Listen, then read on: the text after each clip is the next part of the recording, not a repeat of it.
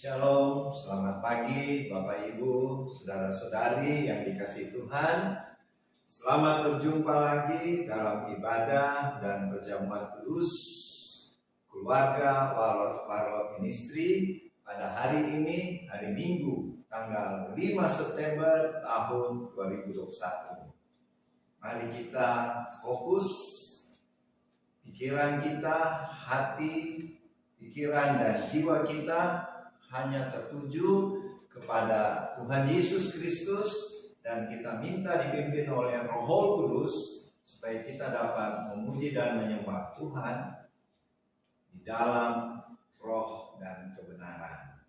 Mari kita sambut hari Minggu ini 5 September 2021 dengan kita mengucap syukur kepada Tuhan untuk semua kemurahan Tuhan, kebaikan Tuhan di dalam kehidupan kita, dan khusus buat Pastor Ivan Hedemans dan kekasih kami Ibu Ika Simanjuntak yang memasuki rumah tangga yang baru. Kami ucapkan selamat berbahagia, semoga rukun-rukun dan saling mengasihi sampai selama-lamanya dan dipakai Tuhan luar biasa, di mana Bapak Pastor Ivan Hedemans sebagai gembala di Gereja GSPDI Tanjung Priok, Jakarta Utara. Selamat berbahagia, selamat melayani Tuhan buat Pastor Ivan Hedemans dan Ibu Rika Simanjuntak. Mari kita masuk dalam ibadah pada pagi hari ini dengan kita memuji Tuhan dan bersyukur padanya. Segala puji syukur hanya bagi Tuhan, sebab Kau yang layak dipuja. Kami yang bersorak tinggikan nama-Mu.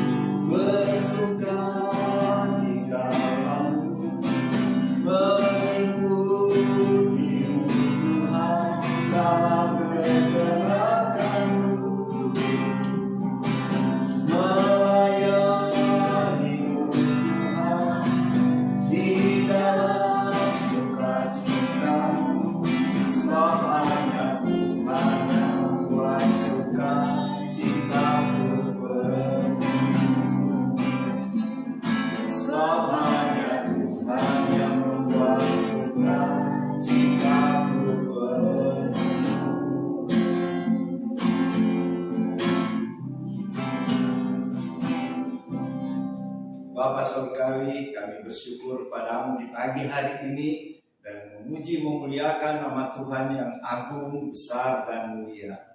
Terima kasih Bapa, sudah seminggu kami disertai Tuhan, diberkati, dilindungi Tuhan. Dan terima kasih Bapa, di pagi hari ini kami bisa beribadah dan sebentar juga untuk perjamuan kudus. Pimpinlah ibadah ini ya Roh Kudus dari awal pertengahan sampai selesai. Kami mohon di dalam nama Tuhan Yesus yang mengajar kami berdoa bersama. Bapa kami yang ada di dalam sorga, dikuduskanlah namamu. Datanglah kerajaan-Mu, jadilah kehendak-Mu di bumi seperti di sorga. Berikanlah kami pada hari ini makanan kami yang secukupnya. Dan ampunilah kesalahan kami, seperti kami juga mengampuni orang yang bersalah kepada kami. Dan janganlah membawa kami ke dalam pencobaan, tetapi lepaskanlah kami dari segala yang jahat. Karena Engkaulah yang mempunyai kerajaan, dan kuasa, dan kemuliaan, sampai selama-lamanya. Amin. Kita mau masuk dalam firman Tuhan, pemberitaan firman. Namun sebelumnya mari kita puji lagi Tuhan menyambut pemberitaan firman. Kita puji Tuhan.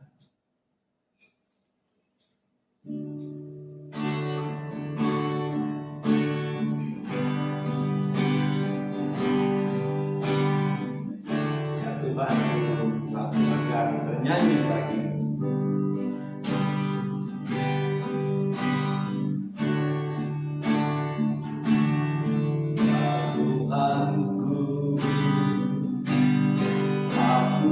hendak bernyanyi bagi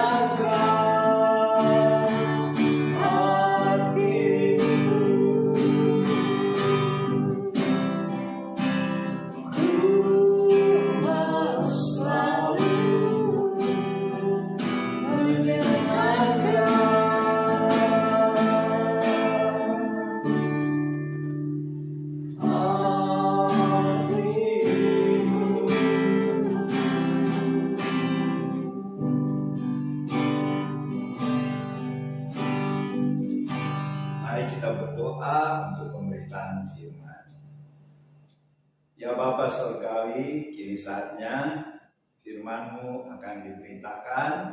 Pimpinlah hamba-Mu yang akan menyampaikan pesan firman Tuhan pada siang hari ini. Dan kami percaya Tuhan, karena Roh Kudus, firman-Mu tidak akan sia-sia keluar dari mulut hamba-Mu ini, bahkan akan menghasilkan buah-buah untuk kemuliaan bagi nama Tuhan. Siapkanlah hati semua jemaat yang mengikuti pemberitaan firman ini seperti tanah yang subur, supaya ketika benih yang kekal ditaburkan dengan kuasa Roh Kudus, dia akan bertumbuh dan menghasilkan buah-buah bagi kemuliaan-Nya. Berfirmanlah ya Tuhan, di dalam nama Tuhan Yesus. Haleluya. Amin. Ya. Firman Tuhan yang akan kita baca pada siang hari ini dan di sharing dari Injil Markus pasal 2, dari kitab Injil Markus pasal 2, mulai dari ayat 1 sampai dengan 12. Injil Markus pasal 2 ayat 1 sampai 12. Nah, kita membaca bersama ya, yang di rumah juga baca. Injil Markus pasal 2 ayat 1 sampai 12.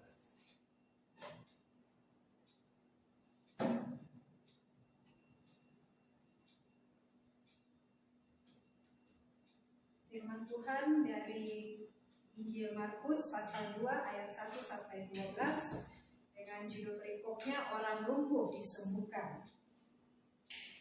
Kemudian sesudah lewat beberapa hari, waktu Yesus datang lagi ke Kapernaum, tersiarlah kabar bahwa ia ada di rumah. Maka datanglah orang-orang berkerumun sehingga tidak ada lagi tempat, bahkan di muka pintu pun tidak. Sementara ia memberitakan firman kepada mereka, ada orang-orang datang membawa kepadanya seorang lumpuh digotong oleh 4 orang. Tetapi mereka tidak dapat membawanya kepadanya karena orang banyak itu. Lalu mereka membuka atap yang di atasnya.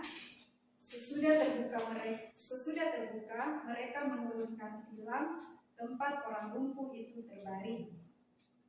Ketika Yesus melihat iman mereka, berkatalah ia kepada orang lumpuh itu, "Hai anakku, dosamu sudah diampuni." Tetapi di situ ada juga duduk beberapa ahli Taurat. Mereka berpikir dalam hatinya, "Mengapa orang ini berkata begitu? Ia memuja Allah. Siapa yang dapat mengampuni dosa selain daripada Allah sendiri?" Tetapi Yesus segera mengetahui dalam hatinya bahwa mereka berpikir demikian. Lalu ia berkata kepada mereka, "Mengapa kamu berpikir begitu dalam hatimu? Manakah lebih mudah mengatakan kepada orang lumpuh ini, 'Dosamu sudah diampuni,' atau mengatakan, 'Bangunlah, angkatlah tilammu dan berjalan'? Tetapi supaya kamu tahu bahwa di dunia ini Anak Manusia berkuasa mengampuni dosa." Berkatalah ia kepada orang lumpuh itu, "Kepadamu kukatakan, bangunlah, angkatlah tempat tidurmu, dan pulanglah ke rumahmu." Dan orang itu pun bangun, segera mengangkat tempat tidurnya dan pergi keluar di hadapan orang-orang itu, sehingga mereka semua takjub lalu memuliakan Allah, katanya, "Yang begini belum pernah kita lihat." Amin.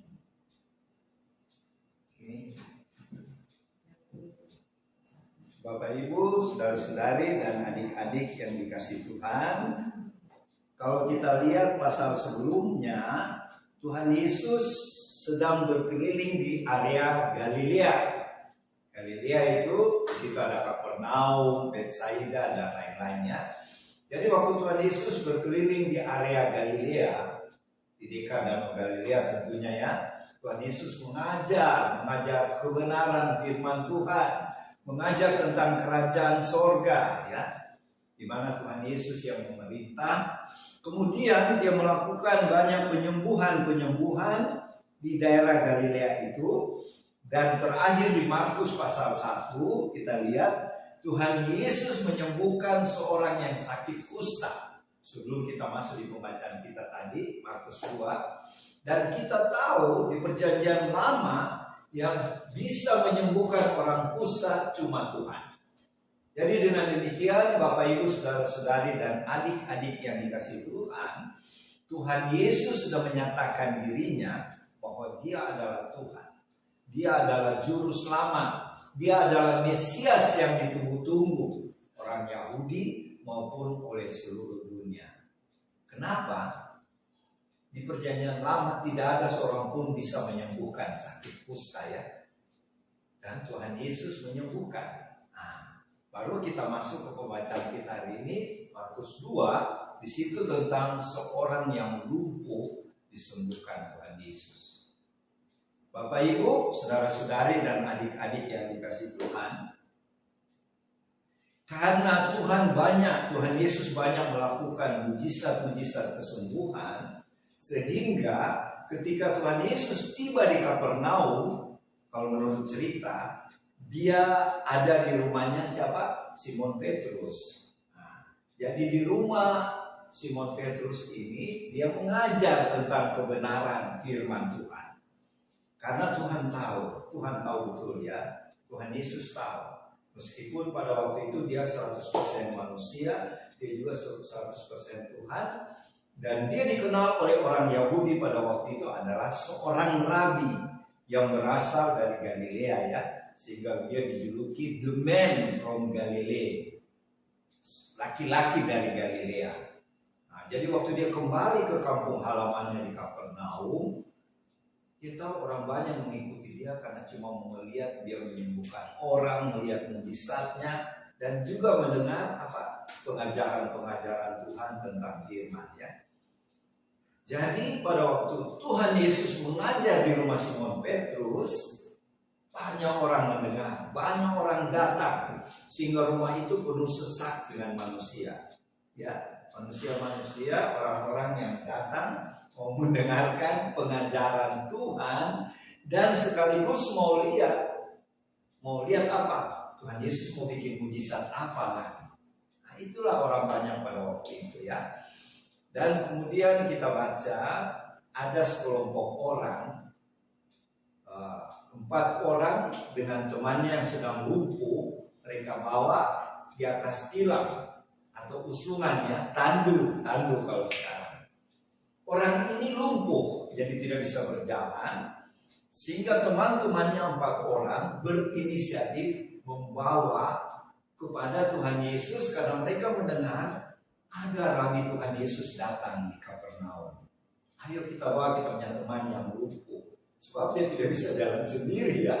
Jadi hebat ini teman-temannya si lumpuh, 4 orang mengusung temannya yang sedang lumpuh. Ini tandanya saudara-saudara, Bapak Ibu, kebersamaan, satu hati. Mereka mau menolong temannya yang tidak berdaya karena lumpuh. Ya. Kemudian mereka bawa ke tempat Tuhan Yesus mengajar, yaitu di rumah Simon ya, Simon Petrus. Tapi mereka kecewa, waduh, nggak bisa masuk karena jalan masuk ke tempat Tuhan Yesus mengajar penuh dengan orang. Mereka sudah minta permisi tapi tidak bisa karena manusia bertumpuk-tumpuk ya, penuh di depan rumah sampai di halaman. Apalagi di dalam rumah tentu penuh sesak. Jadi bagaimana kalau kita menghadapi seperti itu? Mungkin kita berkata gini, sorry temannya, kita pulang saja, nggak bisa masuk ini. Ayo kita pulang saja.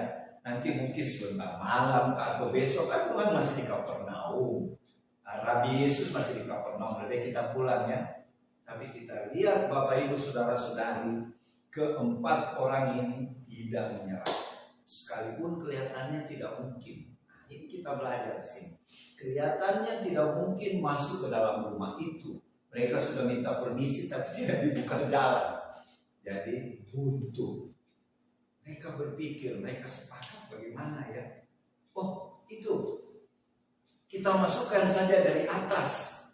Nah, kalau kita tahu rumah-rumah di Yahudi pada waktu itu, dia punya loteng atau atap bentuknya datar ya. Dan itu dibuat, kalau kita sekarang mungkin genteng atau seng atau apalagi asbes, tapi zaman itu dibuat dari apa? Semacam alang-alang, kemudian disemen gitu pakai tanah liat. Ya, itu atap orang Yahudi waktu itu. Datar ya. Keempat teman ini kasihan sama temannya yang lumpuh. Kalau kita pulang belum tentu lagi berikut. Kita lihat ini keempat orang luar biasa ya. Mereka mengusung temannya naik ke tangga menuju ke atap, ke loteng istilahnya atap. Tidak gampang saudara, karena tangganya kecil dan 4 orang. Jadi tentu mereka harus melangkah dengan komando. Ya, tidak bisa satu melangkah tertinggal, bisa terguling ini. Bisa terguling ini yang si lumpuh dari usungan atau tandu. Di sini kita lihat perlu kerjasama yang baik, perlu kita sehati, selangkah, ada komando tentunya. Mungkin yang di depan atau belakang bilang, ayo maju 1, 2, tidak boleh 1 duluan, bisa terguling ya. Dan kalau terguling jatuh dari tangga lumayan ya, bukan lagi sembuh si lumpuh, malah patah-patah tulangnya. Jadi sini kita belajar lagi keempat orang ini luar biasa. Mereka tidak menyerah dalam keadaan yang kelihatan sulit. Bagaimana dengan kita? Mungkin dalam masa pandemi COVID-19 banyak bisnis yang hancur, banyak perusahaan yang PHK pegawai-pegawainya, dan mungkin Anda juga mengalami PHK. Jadi seperti mengalami jalan buntu. Kita belajar dari 4 orang ini. Meskipun sulit untuk masuk ke dalam rumah, untuk membawa temannya yang lumpuh, tapi mereka cari akal. Ya, itu tidak perlu hikmat. Mereka tahu naik di atap saja. Dan mereka sepakat selangkah demi selangkah. Kelihatannya gampang ngomong ya, tapi waktu melakukan cukup sulit ya. Setelah sampai di atas, bukan mereka diam-diam, mereka harus bongkar atap rumah orang. Coba kejadian sekarang. Orang datang ke sini baru bongkar atapnya rumahnya Opa ini, House of Pharaoh. Mungkin tuan rumah akan ngamuk ya, stop dulu, itu rumah hancur, bahaya. Tapi kita lihat yang punya rumah dalam hal ini Simon Petrus, yang katanya pemarah yang suka meledak-meledak, dia biarkan saja. Dia biarkan rumahnya dibobol. Kita kadang-kadang salah menilai Petrus ya, katanya orang emosional. Tapi coba kita punya rumah yang dibobol atap, kita nggak mau. Ternyata Petrus sabar ya, dia lihat ada orang bobol, kan bunyi pasti. Tuhan Yesus mengajarkan cuma suara Tuhan Yesus, dan pasti bunyi orang pakai linggis kasih hancur, dan hancurannya yaitu apa, semen-semennya atau tanah liat yang mengeras itu jatuh di banyak orang di dalam rumah. Pas orang bilang stop, kalau kita mungkin stop, ini kena Tuhan Yesus. Tapi kita lihat di pembacaan itu tidak ada yang protes, yang luar biasa. Jadi semangat dari keempat orang inilah yang kita harus contoh. Dan mereka berhasil membobolkan atap itu. Dan mereka turunkan temannya yang lumpuh di atas tanduk pas di depan Tuhan Yesus. Lihat ya, kita belajar. 4 orang kompak, pakai strategi, bukan asal kompak, asal emosi, enggak. Mereka pakai strategi, bahkan kasih lubang pun. Mereka kira-kira kalau Tuhan Yesus berdiri di sini. Sebab dikatakan di situ pas di depan Tuhan Yesus ya. Jadi ketika si lumpuh diturunkan, padahal Tuhan Yesus lagi mengajar. Mungkin kalau kita berikut stop, ini bos lagi mengajar. Tidak ada yang menyetop ya. Dan ketika si pasien lumpuh itu tepat di hadapan Tuhan Yesus, apa yang terjadi? Tuhan Yesus melihat iman mereka. Ya, berapa itu ada kan? Tuhan Yesus melihat iman mereka di ayat ke-5, dan Tuhan Yesus berkata kepada si lumpuh, bukan kepada 4 orang ya, dosamu sudah diampuni. Luar biasa ya. Bukan Tuhan Yesus sudah sembuh kau, karena 4 orang ini dengan si lumpuh tentu berharap Tuhan Yesus katakan sembuh. Tidak, Tuhan Yesus malah katakan dosamu sudah diampuni. Perhatikan ya. Dan kenapa Tuhan Yesus mengatakan dosamu sudah diampuni? Karena dikatakan di sini, ketika Tuhan Yesus melihat iman mereka, Iman di sini penting, iman Bapak Ibu Saudara adik-adik ya. Imannya siapa? Iman si lumpuh? Bukan. Iman 4 orang ini. Apa imannya ini? Ada kan seperti kalau kita lihat di Markus pasal 5, kalau kita buka pasal sesudahnya, ada ketika Tuhan Yesus sedang menuju rumah Yairus, ada seorang perempuan yang namanya kita tahu adalah Veronika, yang sudah pendarahan 12 tahun ya. Jadi habis uangnya bayar dokter tapi nggak sembuh. Tapi ketika dia dengar Tuhan Yesus datang, dia dengan perjuangan dia berkata gini, di dalam hatinya, dalam hati, asal ku jamah saja ujung jubah Tuhan Yesus, saya pasti sembuh.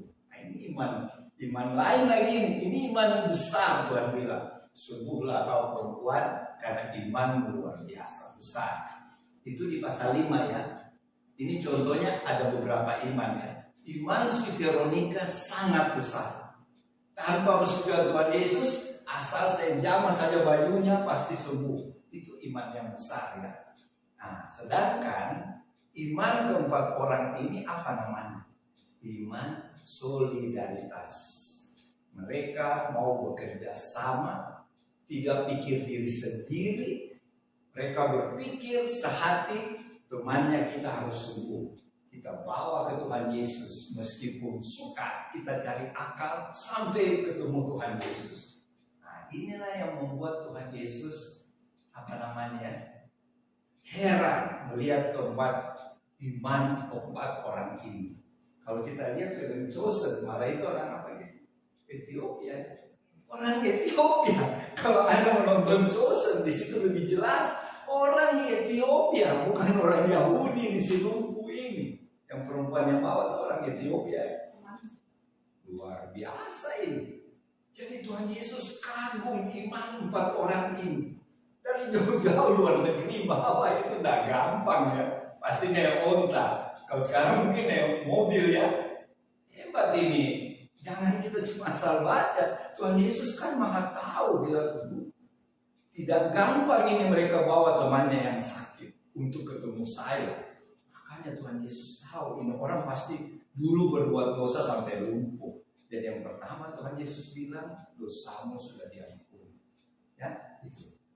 Jadi kenapa Tuhan Yesus bilang dosamu sudah diampuni? Karena Tuhan Yesus kagum 4 orang punya iman, sekalipun mereka bukan orang Yahudi. Kalau sekarang kita bawa ke zaman sekarang, Tuhan Yesus kagum kepada iman orang-orang Kedar, orang Buddha, orang Hindu yang belum percaya Tuhan. Hebat ya, ini kita jangan anggap enteng ini. Tuhan saja sampai kagum sehingga bilang dosamu diampuni. Tapi di situ ada ahli Taurat ya. Ahli Tauratnya siapa orang ini? Berani sekali bilang dosamu sudah diampuni. Karena ahli Taurat dan orang Farisi tahu yang bisa mengampuni dosa cuma Tuhan. Cuma Tuhan, tidak bisa manusia. Tapi mereka lupa ya. Imam besar kan juga kalau Raya Yom Kippur membawa ke Tuhan untuk pengampunan dosa ya. Jadi Tuhan Yesus seperti imam besar waktu itu mengatakan dosamu sudah diampuni. Tapi Tuhan Yesus bukan imam besar, dia juga Tuhan. Jadi ketika orang ahli Taurat berkata siapa orang ini, tapi dalam hati ya, tidak keluar dari mulutnya ahli Taurat, siapa orang ini sampai berkata dosamu diampuni, cuma Tuhan loh yang bisa mengatakan itu di ayat 7 ya. Mengapa orang ini bisa berkata, maksudnya Tuhan, ini menghujat Tuhan. Itu ahli Taurat dalam hati ya. Kalau di sini Markus tulis di dalam hati. Tapi kita lihat di sini Tuhan Yesus tahu dalam hatinya orang. Itu benar. Kalau iblis tidak tahu isi hati manusia, tapi Tuhan tahu. Di dalam hatinya mereka berkata, siapa ini guru kampung ini bisa ini menghujat. Karena yang cuma bisa mengampuni adalah Tuhan. Nah, Tuhan jawab di ayat berapa? Ayat 9. Oh, ayat 10. Di dunia ini anak manusia bisa mengampuni orang. Karena waktu itu Tuhan Yesus sudah terkenal sebagai anak manusia. Kenapa dia selalu bilang Son of God? Karena anak manusia itu adalah gelarnya Yeshua HaMashiach. Yesus Mesias, Yesus Juru Selamat, bagi orang Yahudi disebut anak manusia. Jadi Tuhan Yesus bilang, mana lebih gampang? Dosa orang ini diampuni atau sembuhlah kau? Coba pikir. Sepertinya gampang bila dosa diampuni ya, tapi buat orang ahli Taurat dan orang Farisi tidak gampang. Mereka pun tidak berani berkata sama orang, dosamu diampuni. Karena yang bisa mengatakan dosa diampuni cuma Tuhan. Dan Tuhan Yesus sudah buktikan di muka orang banyak, dia bisa mengampuni orang. Berarti dia Tuhan. Ya. Tetapi dia bilang, supaya kamu tahu anak manusia bisa mengampuni, sekarang juga saya perintahkan orang lumpuh itu, bangun, angkat tilammu. Jadi di sini Tuhan bisa mengampuni.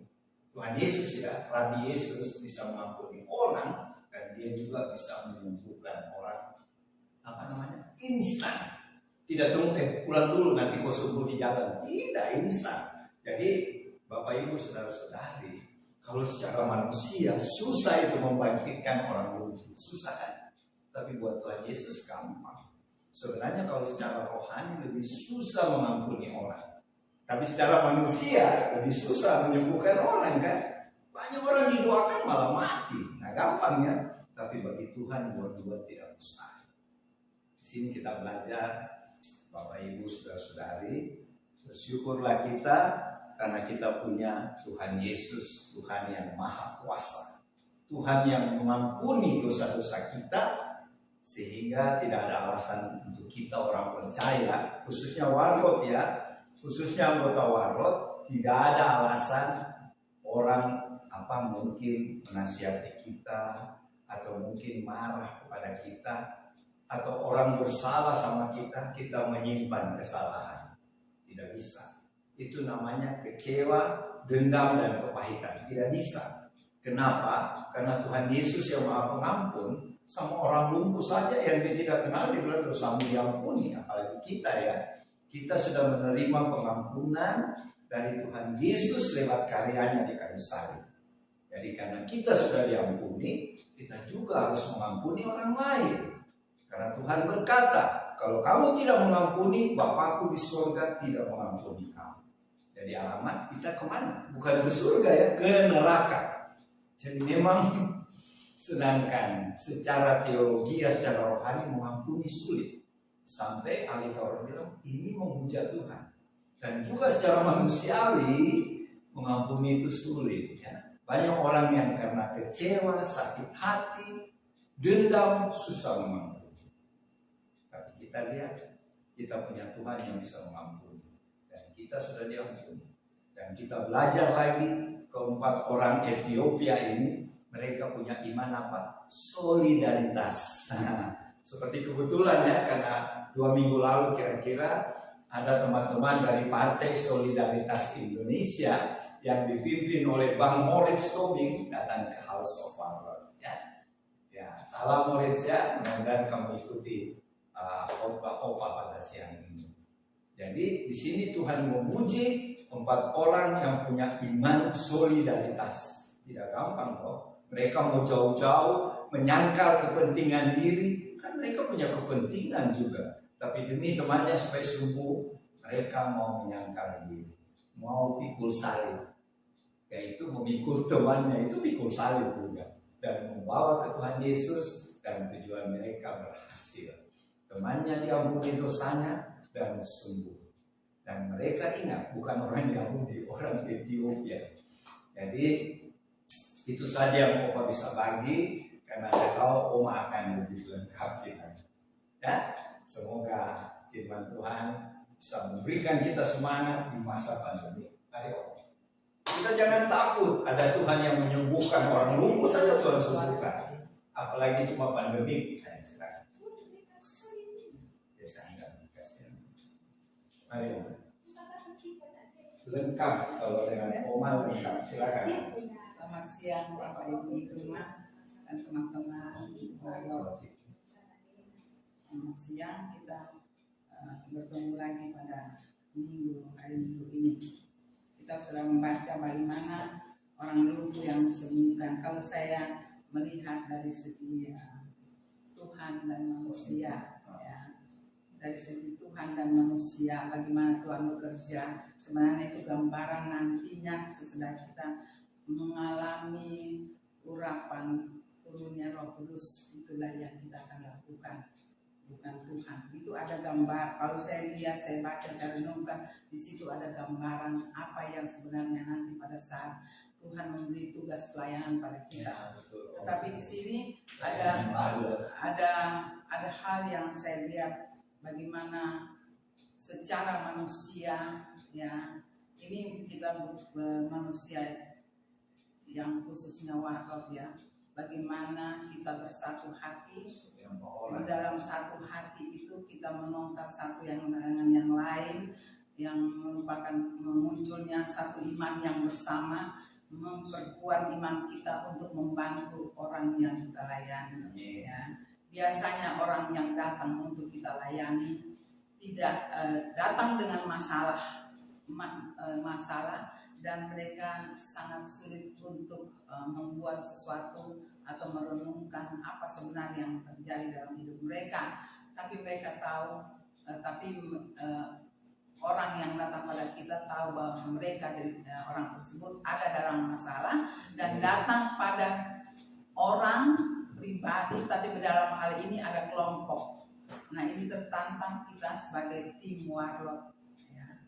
Bagaimana kesatuan hati kita dapat membawa orang lain, apakah dia datang kepada kita atau kita mendapatkan orang dengan masalah.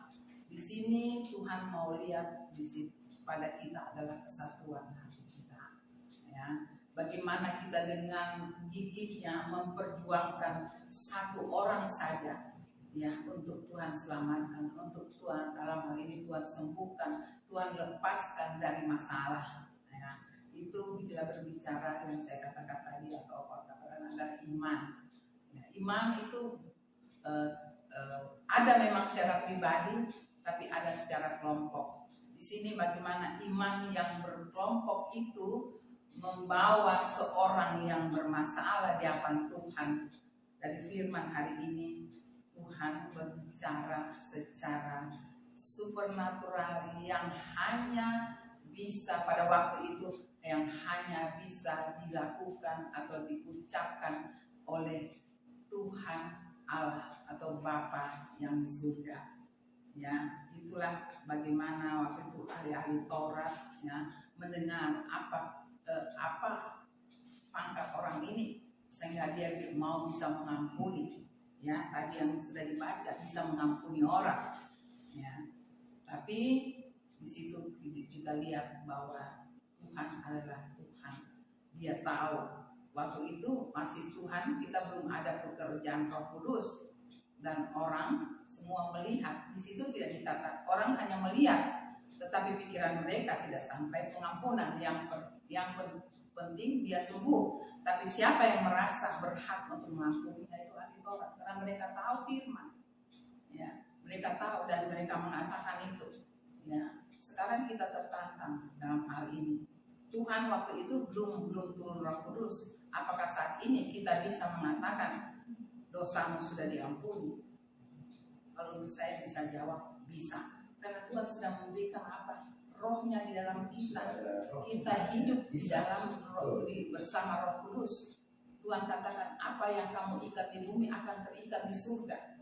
Jadi memang untuk anak-anak Tuhan khususnya warok tidak sembarang dalam kehidupan, ya. Kita punya satu hati pemahaman yang benar mengenai Tuhan, ya. Jika kita satu hati pergi melayani, apa yang kita lakukan itu juga yang Tuhan lakukan, ya. Jadi kita waktu lakukan itu atau setelah kita lakukan, bahwa kehidupan kita itu tidak boleh sembarang. Harus ada pengertian yang benar mengenai Tuhan. Harus ada pengertian Tuhan tinggal di kita 100%. Sehingga pemikiran-pemikiran kita yang di luar daripada Tuhan itu tidak boleh masuk. Kita harus mengatakan diri kita, tidak boleh ada kata diri kita tidak sempurna. Itu tidak boleh. Saya katakan tidak boleh karena itu Tuhan katakan, sempurnalah aku karena Sempurnalah kamu karena aku sempurna. Tapi bukan berarti kita selalu menunjukkan diri kita tidak sempurna. Kita lemah. Memang dalam kehidupan selalu ada masalah. Dan itu masalah bisa diselesaikan karena kita sempurna bersama Tuhan. Tuhan yang menyempurnakan kita. Mindset itu dulu yang perlu. Dan akhirnya kita bisa melihat apakah masalah ini karena aku, karena orang lain, karena aku melakukan sesuatu kesalahan. Bukan berarti sesudah itu selesai. Tidak. Tuhan akan bantu kita menyadarkan kita untuk kembali kepada yang hakiki, yaitu kamu aku utus sampai ke ujung dunia. Bawa misiku, bawa aku Tuhan di dalam hidup kamu. Maka orang akan melihat seperti ini tadi. Ya, ahli Taurat mengatakan, siapa? Kamu siapa yang bisa mengampuni orang? Itu hanya Bapa di surga. Itu sebelum Tuhan Yesus mengirimkan Roh Kudusnya. Tapi kita tertantang sekarang. Apakah kita bisa? Itu bisa. Ya, itu bisa kita bersama Tuhan. Tapi itu juga tidak gampang untuk kita lakukan dan ucapkan. Kita harus lihat diri kita dulu. Tidak bisa. Memang kita dikutus, tapi berusahalah menyadarkan diri sendiri. Tuhan, kuduskan aku, sempurnakan aku. Dan kita datang berkelompok. Dari berkelompok itu orang yang bermasalah, tidak tahu apa-apa, tidak mengerti apa-apa. Tapi iman kelompok, iman warlot, tim warlot turun di lapangan. Iman kita yang menongkat tiap orang, kelompok, keluarga yang datang. Iman kita sudah dahulu menongkat mereka. Itulah sebelum kita melayani, kita harus persiapan dulu, ya. Bagaimana menghadap pelayanan Tuhan. Karena Tuhan yang punya pelayanan, bukan kita. Jadi kita bersandar kepada Tuhan. Jadi di sini ada dua yang Tuhan mau katakan. Iman dalam berkelompok itu kuat sekali. Ya, mungkin kita pulang ke rumah ada pribadi-pribadi, tapi kita tahu bahwa kita hidup di dalam satu persekutuan. Kita saling menongkat di dalam kehidupan pribadi kita. Ya. Kedua, apa yang tidak biasa dunia lihat kita bisa lakukan. Ya. Tuhan melakukan waktu itu Roh Kudus belum ada, tapi sekarang Roh Kudus sudah turun. Jadi kita bisa lakukan apa yang dunia tidak bisa lakukan. Kita bisa lakukan. Itu suatu hal yang luar biasa di dalam pelayanan. Sampai orang mengatakan iman itu, orang tidak melihat lagi mereka naik di atap, membuka atap. Ya, kenapa orang tidak marah? Kenapa? Karena di situ urapan Tuhan. Tuhan melihat. Ya, di tengah-tengah begitu ada yang pro dan kontra. Dan apa yang pro dan kontra? Ya kontra ya orang yang merasa dirinya suci. Ya, di situ ada kecemburuan. Di situ ada hal-hal yang kenapa saya tidak bisa? Dia orang hanya seorang seorang tukang kayu. Jadi kalau di sini juga kita dibawa dalam pengalaman hidup, kita tidak bisa melihat orang hanya dengan sebelah mata. Walaupun dia dibawa, mungkin standar hidupnya, ya, tapi belum tentu di dalam hal rohani. Ya. Kalau kita ditempatkan orang itu di tempat yang rendah, memang begitu kita yang mulai. Kalau mereka ada masalah, kita layani, ya. Tapi bukan berarti orang yang hebat dulu baru punya sesuatu yang berharga, karunia atau apapun pelayanan, itu tidak pantas dan tidak wajib kita harus menjudge mereka, kita menghakimi. Yang penting mari kita bawa iman kita bersama, dan firman hari ini khususnya untuk warlot. Mari kita bersama, bersatu hati membawa pelayanan yang Tuhan sudah berikan kepada kita, maka kita akan mempunyai iman yang bersatu untuk melayani jiwa-jiwa yang paling utama itu. Yang kedua, apa yang tidak pernah dunia berikan atau dunia perlihatkan, kita yang akan Tuhan pakai untuk memperlihatkan siapa kita. Dan itu sangat aneh dan boleh dikata tidak pernah, dan kita berani melakukan karena Tuhan yang berikan pada kita otoritas itu. Asal benar-benar kita jaga dalam hidup kita, kehidupan kita dulu dengan Tuhan. Nanti Tuhan yang pasti akan menyempurnakan. Walaupun kita merasa kita tidak sempurna, itu Itu tidak boleh ada dalam pikiran kita, cara berpikir harus katakan aku sempurna karena Tuhan yang menyempurnakan aku. Sekian firman hari ini, hanya itu yang saya bisa berikan. Terima kasih, sampai jumpa lagi minggu depan. Tuhan memberkati.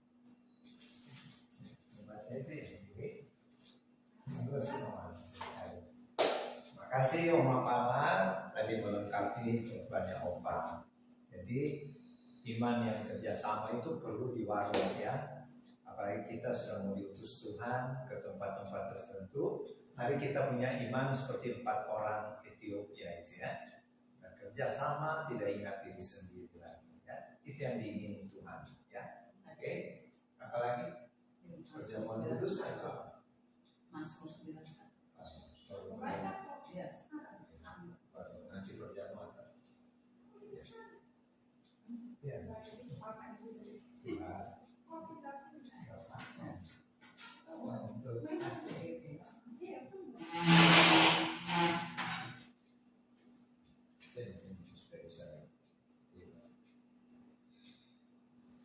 Kita berdoa bersama-sama dari Mazmur 91. Doa untuk meminta perlindungan Tuhan dalam lindungan Allah. Kami yang duduk dalam lindungan yang maha tinggi dan bermalam dalam naungan yang maha kuasa akan berkata kepadamu Tuhan, tempat perlindungan kami dan kubu pertahanan kami, Allah kami yang kami percayai. Sungguh Engkaulah yang akan melepaskan kami dari jerat penangkap burung, dari penyakit sampar yang busuk. Dengan kepakmu Engkau akan melindungi kami, di bawah sayapmu kami akan berlindung, kesetiaanmu ialah perisai dan pagar tembok. Kami tak usah takut terhadap kedahsyatan malam, terhadap panah yang terbang di waktu siang, terhadap penyakit sampar yang berjalan di dalam gelap, terhadap penyakit menular yang mengamuk di waktu petang. Walau 1.000 orang rebah di sisi kami dan 10.000 di sebelah kanan kami, tetapi itu tidak akan menimpa kami. Kami hanya menontonnya dengan mata kami sendiri dan melihat pembalasan terhadap orang-orang fasik. Sebab Tuhan ialah tempat perlindungan kami, yang maha tinggi telah kami buat tempat perteduhan kami. Malapetaka tidak akan menimpa kami, dan tulah tidak akan mendekat kepada rumah atau kediaman kami. Sebab malaikat-malaikatmu Tuhan akan Engkau perintahkan kepada kami untuk menjaga kami di segala jalan kami. Mereka akan menatang kami di atas tangannya, supaya kaki kami jangan terantuk kepada batu. Singa dan ular tedung akan kami langkahi, kami akan menginjak anak singa dan ular naga. Sungguh hati kami melekat kepadamu Tuhan, maka Engkau akan meluputkannya, Engkau akan membentengi kami, sebab kami mengenal nama-Mu. Bila kami berseru kepadamu, Engkau akan menjawab, Engkau akan menyertai kami dalam kesesakan, Engkau akan meluputkannya dan memuliakan kami. Dengan panjang umur akan Engkau kenyangkan kami, dan akan Engkau perlihatkan kepada kami keselamatan daripada-Mu. Amin.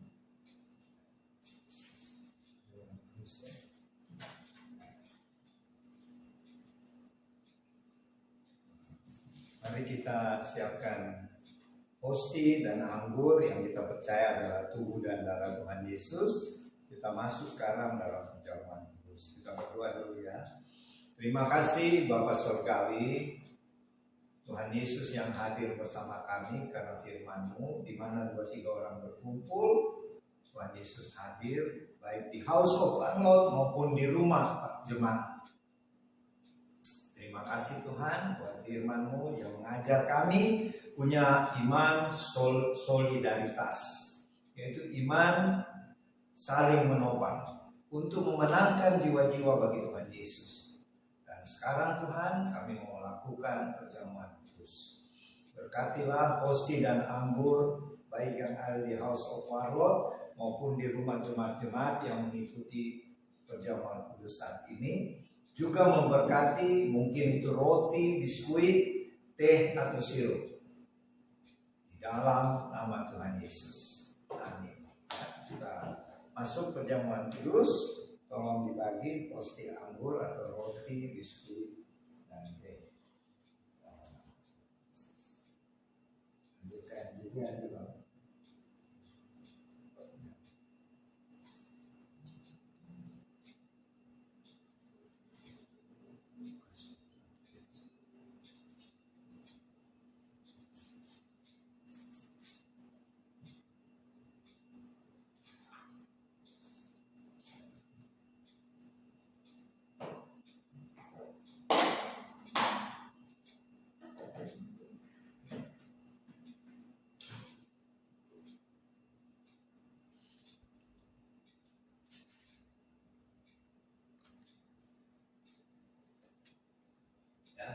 Silakan baca masing-masing di rumah.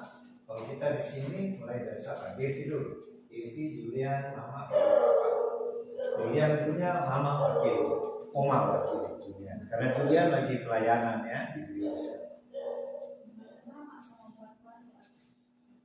Saya punya Mazmur 80 ayat 4. Ya Allah, pulihkanlah kami, buatlah wajahmu bersinar, maka kami akan selamat. Tuhan kiranya memulihkan Marlon. Dimulai dari House of Marlon sudah dipulihkan Tuhan. Kemudian ke Roma. Roma 10 Roma 8 ayat 14. Semua orang yang dipimpin Roh Allah adalah anak Allah. Kalau saya Filipi 4 ayat 23. Kasih karunia Tuhan Yesus Kristus menyertai rohmu.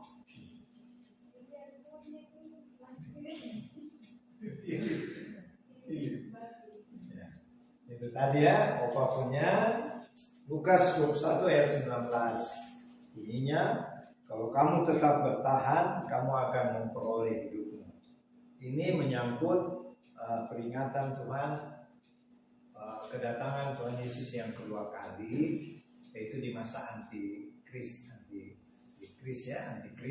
banyak penderitaan ya. Tuhan pesankan kita harus tetap bertahan supaya kita jangan menyangkal Tuhan, tidak murtad tapi tetap pegang iman ya. Oke, mari kita angkat hosti yang adalah tubuh Tuhan Yesus. Dan firman Tuhan berkata, lalu Tuhan Yesus mengambil roti, mengucap syukur, memecah-mecahkannya, dan memberikannya kepada murid-murid Tuhan. Kata Tuhan Yesus, inilah tubuhku yang diserahkan bagi kamu, perbuatlah ini menjadi peringatan akan aku. Mari kita ucapkan sama-sama, inilah tubuh Tuhan Yesus yang dipecah-pecahkan di atas kayu salib. Oleh bilur-bilurmu Tuhan Yesus, jika ada sakit penyakit di tubuh anggota keluarga kami, oleh bilur-bilur Tuhan Yesus sembuh. Dan di dalam nama Tuhan Yesus, kami tolak penyakit COVID-19. Kami tolak penyakit kanker, penyakit tumor, kami tolak diabetes mellitus, hipertensi, kami tolak vertigo, migrain, kami tolak penyakit jantung dan semua sakit penyakit. Kami terima tubuhmu di dalam nama Tuhan Yesus. Silakan makan dengan iman ya, dalam nama Tuhan Yesus.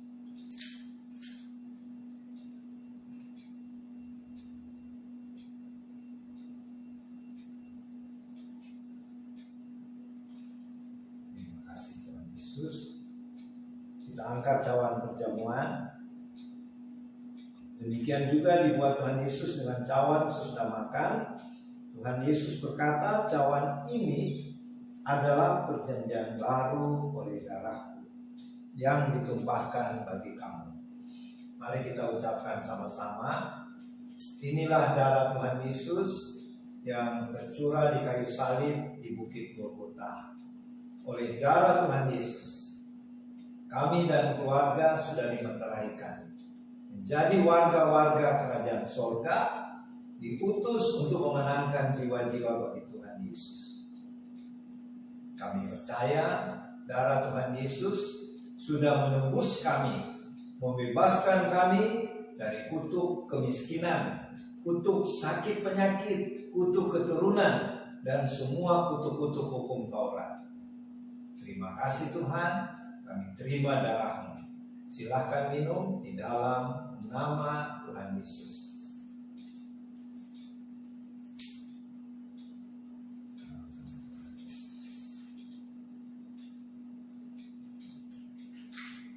Mama masih ada pesan buat Allah?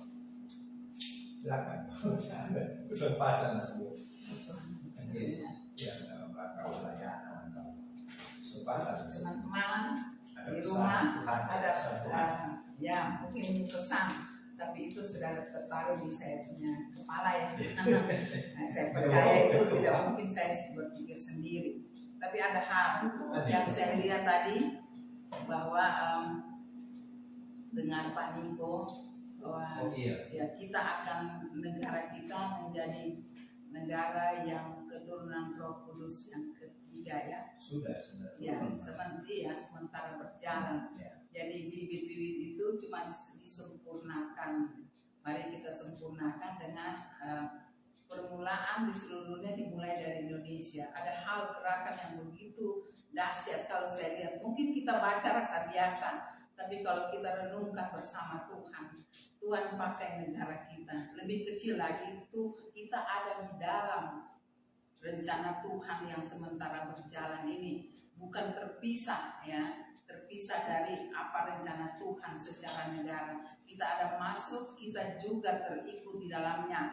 Mari kita sempurnakan semua rencana Tuhan itu yang sementara berjalan, yaitu kita membawa pertama diri kita sendiri persiapan untuk kedatangan Tuhan ya, bagaimana sementara Roh Kudus ketiga bekerja untuk menyambut kedatangan Tuhan yang kedua kali.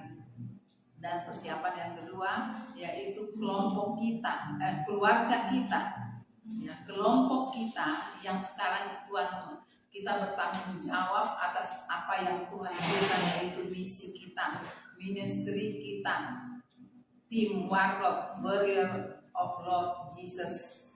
Kita punya pikiran yang tujuan satu yang Tuhan berikan itu kita taruh di pundak kita dan kita sempurnakan bersama Tuhan di dalam realisasi pelayanan kita.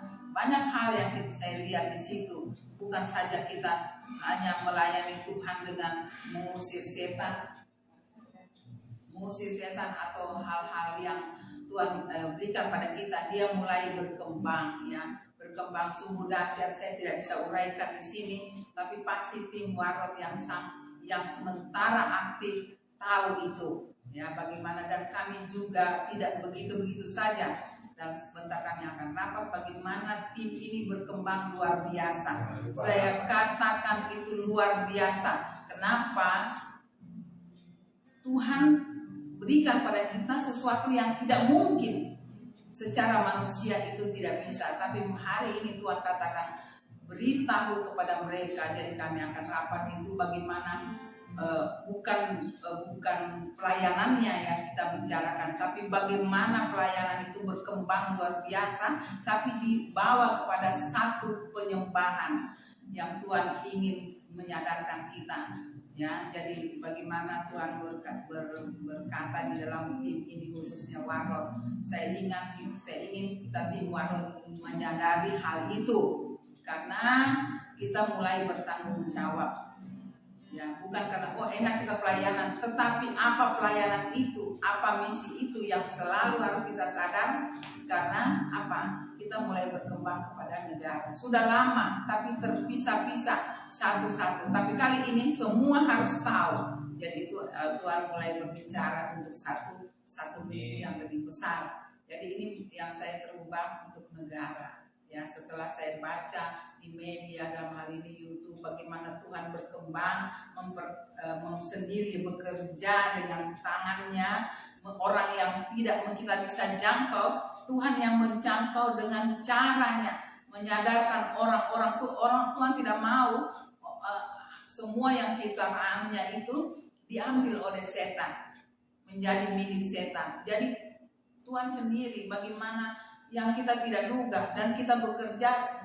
Saya ingin kita yang lebih dahulu mengenal Tuhan itu mempersatukan. Jadi ada rada pemisahan yang Kristen lama dengan kekristenan yang baru, yang Tuhan sendiri tangannya menyadarkan, datang menginjil kepada orang-orang tersebut, dengan Kristen dengan di luar Kristen.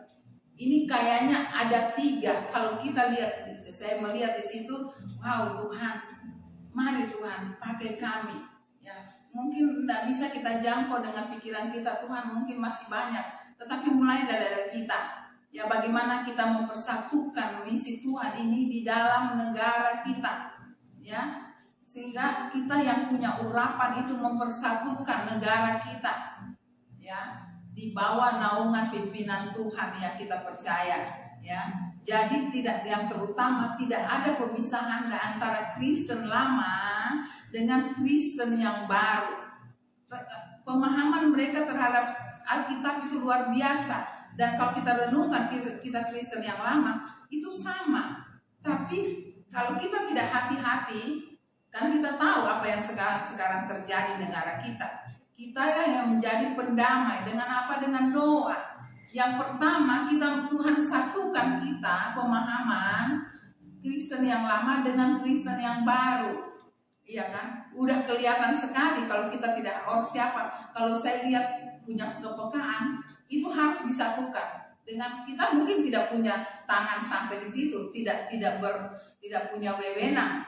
Yang mungkin yang lain dengan duduk di bidangnya masing-masing. Kita mungkin tidak kelihatan secara mata manusia, tapi kita bergerak di bawah dengan apa?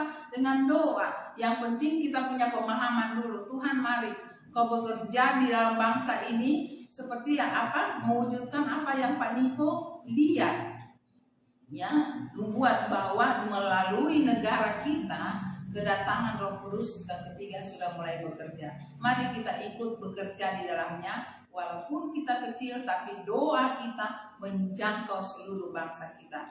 Bahkan dunia akan mengenal siapa itu Tuhan. Ya, itu yang saya ingin katakan. Mungkin dalam doa masing-masing di rumah kita doakan. Seperti Afghanistan. Kita tidak hati-hati, itu pergolakannya luar biasa. Sangat berkecamuk di negara kita. Pecahnya gerakan-gerakan yang maju dalam Tuhan, tapi di luar juga menyerang, ya, gitu. Bagaimana Korea Utara, Korea Selatan yang sangat saya lihat mungkin tidak secara gamblang dia ada di permukaan, tapi bagaimana manusia di sana, ya, belum ada kebebasan yang seperti yang Tuhan mau. Itu Afghanistan di situ, dan pergerakan-pergerakan kedatangan Tuhan itu kita harus peka. Tiap negara, tiap apapun yang muncul di dunia itu sebenarnya satu proses melepaskan membentuk satu hal, menyadarkan, menyempurnakan, membuat yang Tuhan katakan bahwa aku datang dan kedua kali untuk menjemput kamu. Sebenarnya itu prosesnya, ya, asal kita peka dan mulai dari kita. Walaupun itu kecil, tidak usah dilihat dunia, tapi Tuhan yang melihat kita, ya. Di situ kita akan dipercayakan lagi lebih besar asal kita mau, ya. Itu saja, Tuhan memberkati.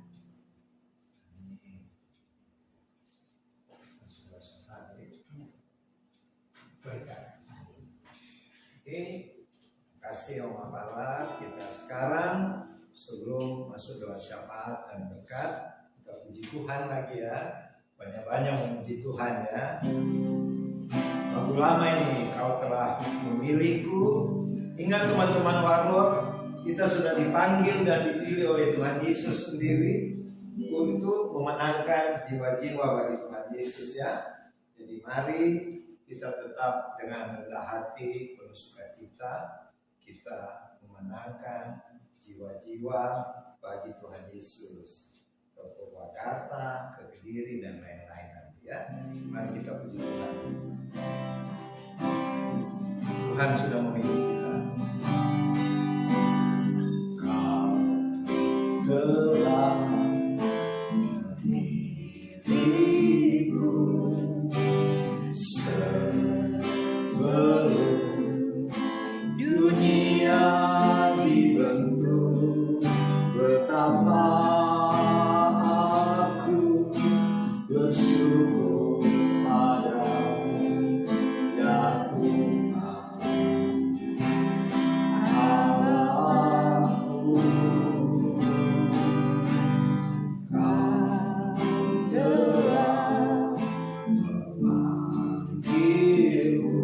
sebagai Allah, sebagai Allah kerajaanmu, betapa aku bersyukur padamu atas perbuatanmu. Jadikan aku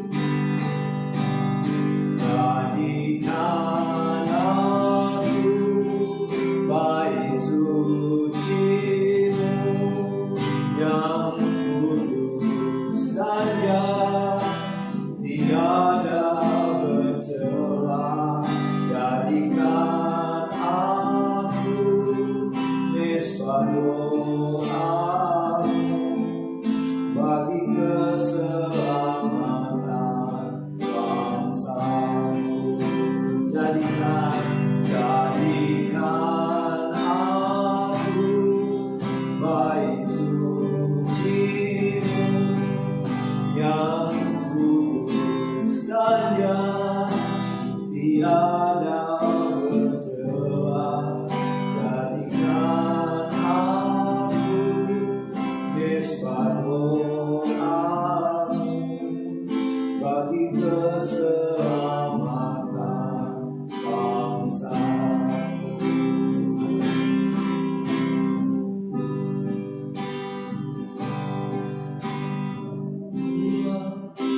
Ku renungkan kasih setiamu, sungguhlah Engkau menolongku, dan dalam naungan kemaksaanmu jiwaku bersorak memuji Engkau. Sekali lagi, bila ku renungkan kasih setiamu, sungguhlah Engkau menolongku, dan dalam naungan kemaksaanmu jiwaku bersorak memuji Engkau. Kasih setiamu, kasih setiamu lebih dari hidup, ya diriku memegahkan Engkau. Seumur hidupku kan memuji-Mu, tanganku ku naikkan demi nama-Mu. Kasih setiamu, kasih setiamu lebih dari hidup, ya diriku memegahkan Engkau. Seumur hidupku kan memuji-Mu, tanganku ku naikkan demi nama-Mu. Sekali lagi, kasih setiamu,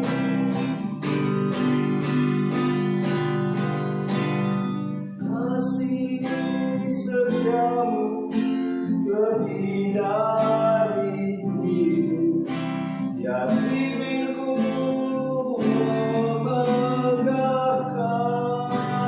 Engkau.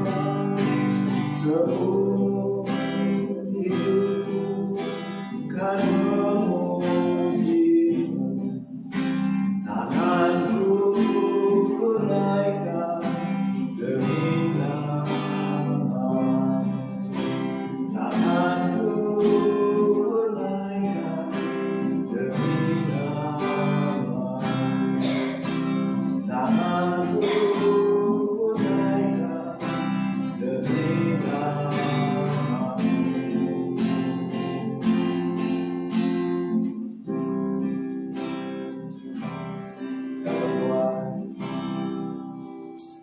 Bapa Surgawi, hanya karena kemurahan kasih setiamu Tuhan yang lebih dari hidup kami, sehingga Tuhan sudah memanggil kami, memilih kami anggota-anggota Warlord dan simpatisan Warlord Family untuk melayani Tuhan, memenangkan jiwa-jiwa, mendoakan yang sakit supaya sembuh, memulihkan yang terbelenggu oleh kuasa-kuasa kegelapan, dengan satu tujuan, agar lebih banyak jiwa-jiwa yang percaya Tuhan Yesus dan masuk ke dalam kerajaan surga.